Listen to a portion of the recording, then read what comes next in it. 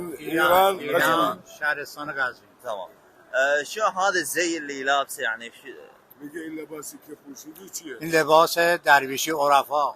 درویش هذول جماعه درویش عرفا. يعني شنو؟ سلسله ما از سلمان فارسی. سلسله ما از سلمان فارسی. يقول احنا صارتنا خوش قرايب سلمان الفارسي. ها. اي يعني مولا قنبر سلمان فارسی. احسن. شلون؟ 72 تن یه درویش داره به نام درویش دده. صح. يقول احنا صارتنا من قرايب سلمان الفارسي خوش و 72 تن یه شهید داره به نام درویش دده. در کربلا میاد با امام حسین وصل میشه. يقولوا عندنا واحد هو من الدراويش اليوم 72 نفر تكتلوا وهو هم مات وياهم. هذول حبهم ازيد حب عندهم على علي بن ابي طالب. يعني حبهم اكثر علي بن ابي طالب الامير. وبقيه الائمه يؤمنون بلا كلهم.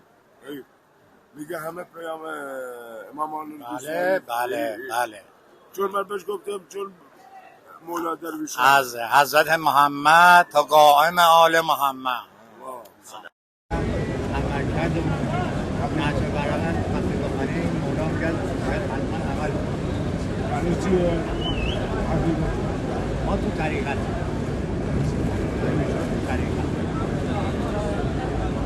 یعنی هرچی بگی باید عمل کنیم. شنو عندنا يقول عندنا الشريعة حقيقة والطريق الممشى على طريق جارين يجيبون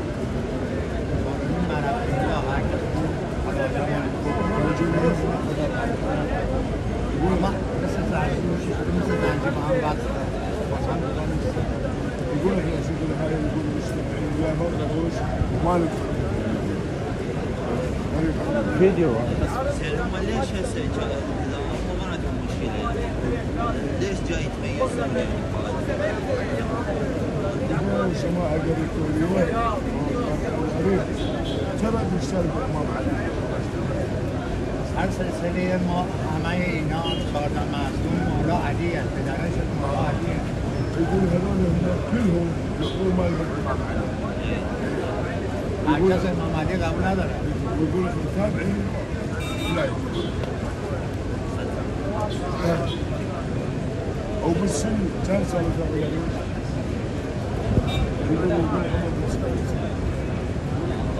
هذول دراويش هذول ما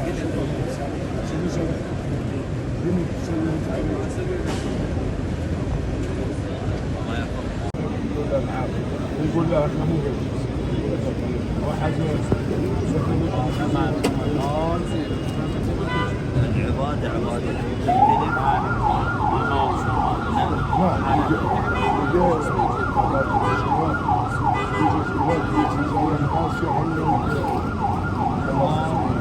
جلسات داریم جلسات جمع میشن به نام خانقاه.